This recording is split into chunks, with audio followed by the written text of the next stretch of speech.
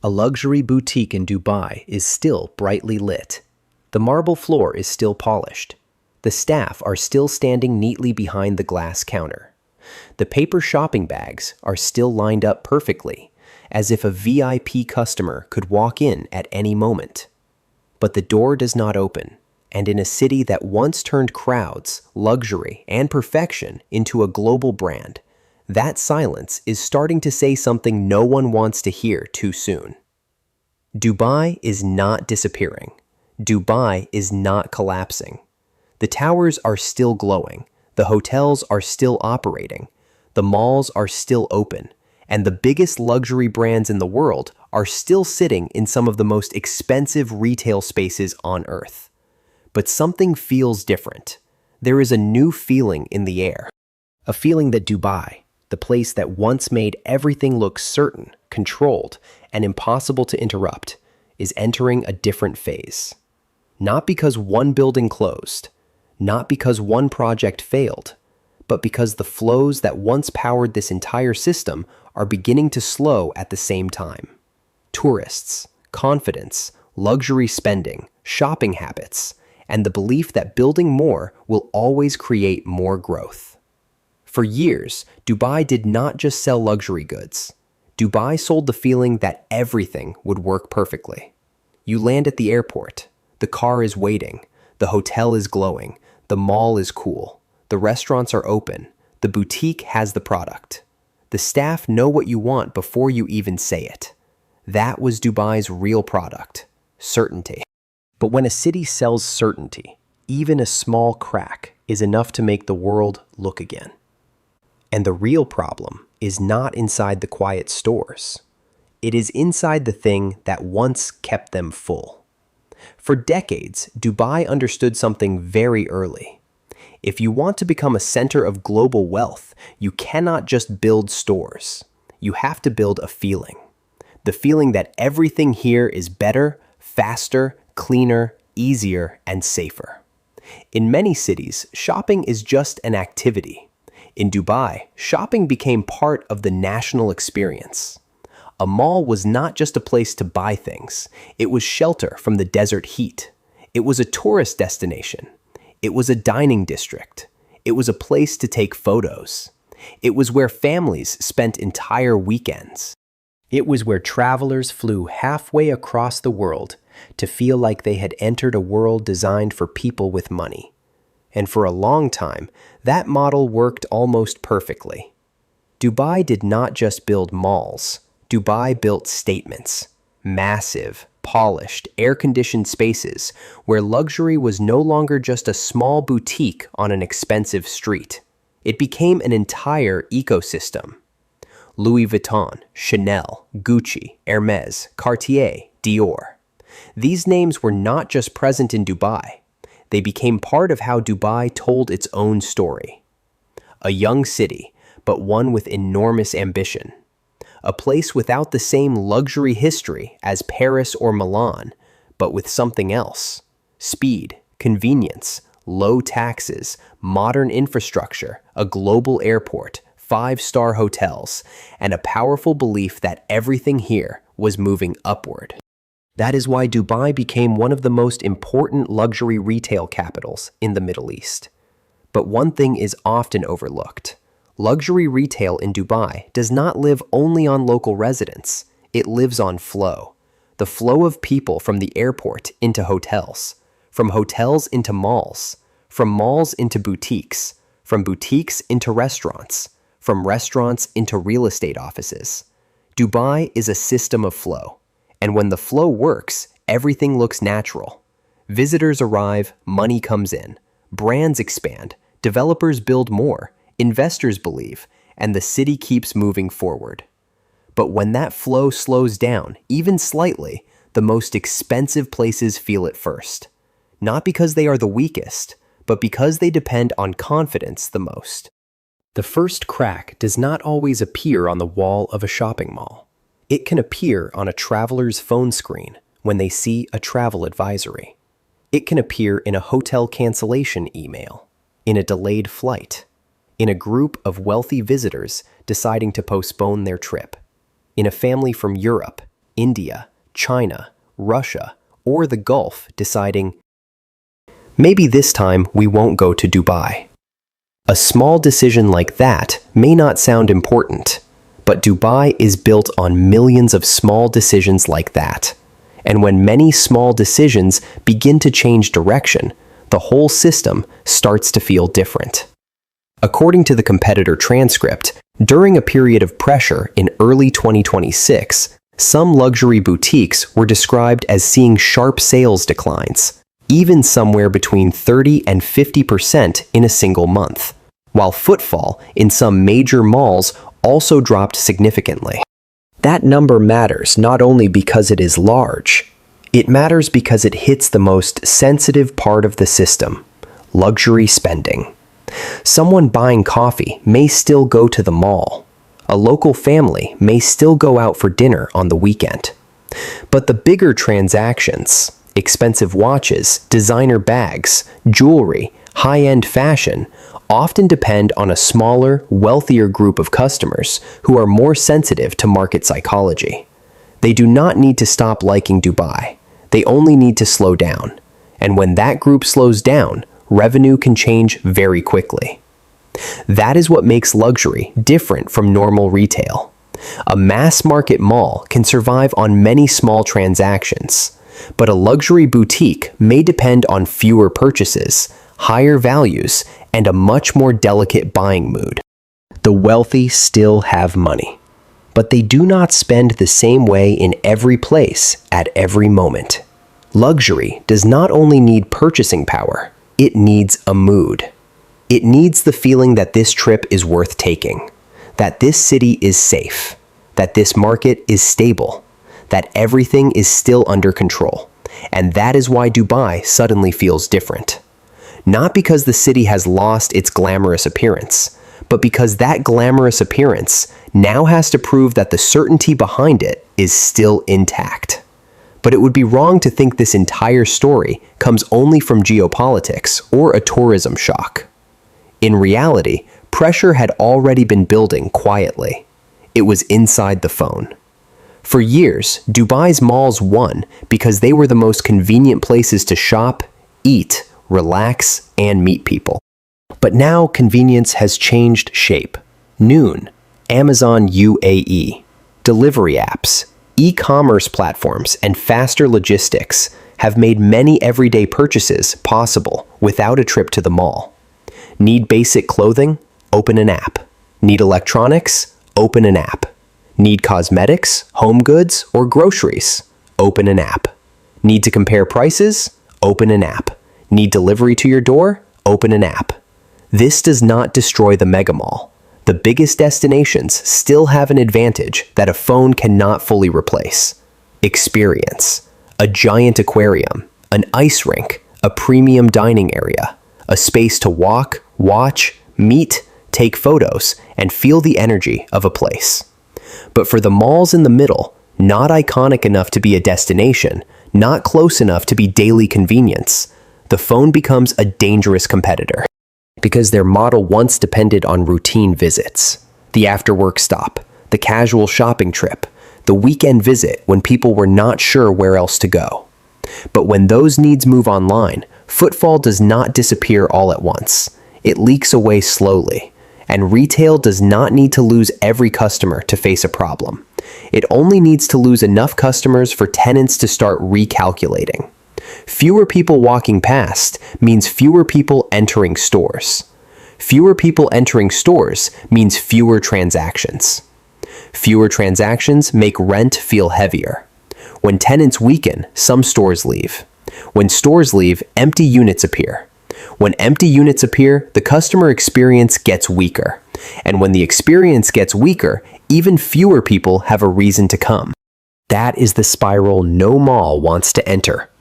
It is not loud. It does not look like a sudden collapse. It appears as coming soon signs that stay up for too long. As an upper floor that feels quieter than the ground floor. As a food court with more empty tables than before.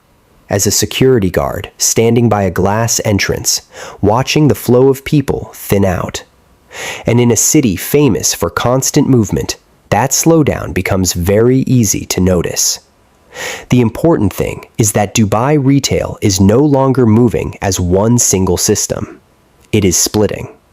At the very top are the mega malls, global destinations large enough to become reasons for travel on their own. These places do not only have stores, they have symbols, they have social media gravity, they have tourists. They have luxury clusters, they have food and beverage, entertainment, hotel connections, and the feeling that if you come to Dubai, you almost have to visit them. On the other side are smaller community centers, more practical and closer to residential areas. They are not trying to become global icons. They serve real needs: supermarkets, gyms, pharmacies, cafes, restaurants, family services, and places to meet friends near home. These places can survive because they do not need to be spectacles. They only need to be useful. But the middle is where the pressure builds. The malls that were once successful because Dubai had fewer options at the time. The malls built during periods of rapid expansion, when air conditioning, retail variety, and a decent location were enough to attract people. But the city did not stand still. New districts appeared. New destinations opened. New malls became bigger, shinier, and more experience-driven. Customers gained more choices. And slowly, some older malls fell into a dangerous zone. Not luxurious enough to attract wealthy tourists, not convenient enough to dominate local demand, not different enough to be remembered. That is the middle zone. And in modern retail, the middle zone is the hardest place to survive. Because today's consumer asks one very simple question, even if they never say it out loud: why should I go there? If the answer is because it is big, there is somewhere bigger. If the answer is because it has stores, online has stores too. If the answer is because it is nearby, a community center may be closer. If the answer is because it feels premium, a mega mall may feel more premium. And if a mall cannot answer that question, it does not disappear immediately. It simply becomes optional. And in a market under pressure, optional is a dangerous place to be. But what makes this story even more tense is that Dubai is still building. And this is the central paradox. In the past, Dubai won by building ahead of the future. Many cities wait for demand to appear before they develop. Dubai often did the opposite. It built things the world was not yet sure it needed, then turned those projects into the reason demand arrived. An artificial island, the world's tallest tower, an iconic hotel, a massive airport, a mall larger than imagination. That approach created the Dubai brand. Bold, fast, almost impossible looking, always expanding. And in many cases, it worked. But retail now has a new problem. Construction cycles are long. Consumer behavior changes fast. A mall can take years to plan, finance, build, lease, and operate. But consumers can change their habits in a matter of months. They can buy online more often, travel less, choose another destination, reduce luxury spending, or simply stop finding mall visits as exciting as before. According to the competitor transcript, Dubai still has plans to open more malls by 2028, while very large projects, such as Dubai Square, continue to represent the next phase of the city's retail ambition. This does not mean Dubai is wrong to build more. Dubai still has population growth, major tourism, strong capital flows, and the ability to create destinations that very few places can match. But it raises a harder question. If supply keeps increasing, will demand keep growing at the same speed? In the old era, the answer was often yes. Build more, and visitors will come. Open more, and brands will lease. Create another landmark, and the world will pay attention.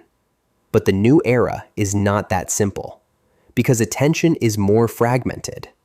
The global luxury market is no longer growing with the same intensity as before. Wealthy buyers are more careful. Competing destinations are becoming more aggressive. Saudi Arabia is building a new luxury ecosystem. Qatar wants to maintain its own position. Singapore still carries a safe haven image. Istanbul, Bangkok, Milan, Paris, London. All of them are competing for the same thing: the time, money, and confidence of global consumers. Dubai is still strong, but strong does not mean immune. And in luxury, immunity is always a dangerous illusion. What is really being tested is not Dubai's ability to build. Dubai can build. What is being tested is its ability to make what it builds still feel necessary. This is the major shift, from scale to relevance. In the previous era, a large project could create attention by itself. Size was part of the value. But in the new era, size alone is not enough. People do not go somewhere only because it has more square footage. They go because it gives them an experience they cannot replace.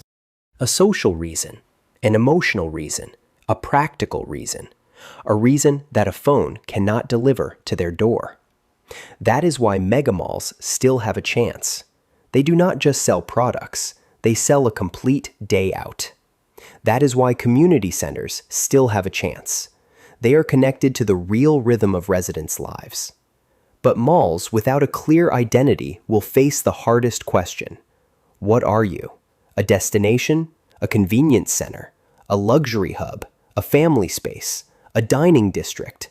An entertainment venue? Or just a building with stores? During a period of easy growth, this question could be ignored. But when the market slows, it becomes a survival question. Because when everything can be delivered to your home, the reason to leave home has to be stronger than before. And this is why Dubai suddenly feels different. Not because the lights have gone out, but because lights alone are no longer enough. Not because malls are completely empty, but because crowds are no longer guaranteed. Not because luxury has disappeared, but because luxury has become more sensitive to confidence. Seen from a wider angle, Dubai is entering a stage that many successful cities eventually face. The stage after the world already believes in you. At first, the challenge is getting people to notice. Dubai did that. Then the challenge is getting people to come. Dubai did that too. Then the challenge is getting people to spend. Dubai did that very well. But the hardest stage comes next. Getting people to keep believing, even as the world around them changes. That challenge cannot be solved only with another tower, or another mall, or another marketing campaign. It requires the city to prove that its model is not only large, but flexible, not only glamorous, but durable, not only attractive to tourists, but valuable to residents, not only capable of creating luxury, but capable of preserving safety and trust. Dubai has major advantages. It has infrastructure, it has a brand, it has capital, it has speed. It has the ability to reinvent itself faster than most cities. So this story is not Dubai is over. The more accurate story is this: Dubai is being forced into a harder version of itself, a version where building more does not automatically win, where luxury does not automatically rise, where tourists have more options, where residents can buy with a phone, where mid-tier malls cannot survive on old memories, where every new project has to answer one question: why does it need to exist? And maybe that is what is changing. Dubai once made the world feel that the future could be built with concrete, glass, steel, and ambition. But the future of retail is no longer built only with space. It is built with reasons. A reason to visit, a reason to stay, a reason to spend, a reason to believe this place is still worth choosing among hundreds of other choices. So, is Dubai in crisis? Maybe not in the way dramatic headlines want to suggest. The biggest malls will likely survive. Luxury brands will still need Dubai. Tourists will still come. Capital will still look for opportunities, and this city has proven many times that it knows how to adapt. But a harder truth is becoming visible. The era when everything new, large, and shiny was automatically seen as successful may be coming to an end. Dubai is not vulnerable because it lacks money. Dubai is more vulnerable than people think because it depends on something that cannot be built directly: confidence. Confidence that this place is safe. Confidence that this place will keep growing. Confidence that luxury here will always have customers. Confidence that if you build bigger, the world will come. And confidence, no matter how strong, has to be renewed again and again. That is why a quiet boutique inside a glowing mall matters. Not because it proves Dubai has failed, but because it reminds us that even the most polished systems can change when the conditions underneath them change. Dubai is not disappearing. It is being tested. And the test is not how much more the city can build. It is whether, in a world where almost everything can be bought with one tap, Dubai can still create enough reasons for real people to actually show up. Maybe this is only a temporary shock. Maybe tourism will recover, luxury spending will return, and the biggest malls will become crowded again. But maybe this is also the first sign of a deeper shift, a shift from expansion to selection, from bigger to better, from spectacle to necessity, from selling products to selling confidence. And if that is true, then Dubai suddenly feels different, not because the city is ending, but because for the first time in years, the world is asking a question Dubai cannot answer simply by building bigger. What is still special enough to make us come back? Do you think this is only a temporary shock or the first sign of a new Dubai?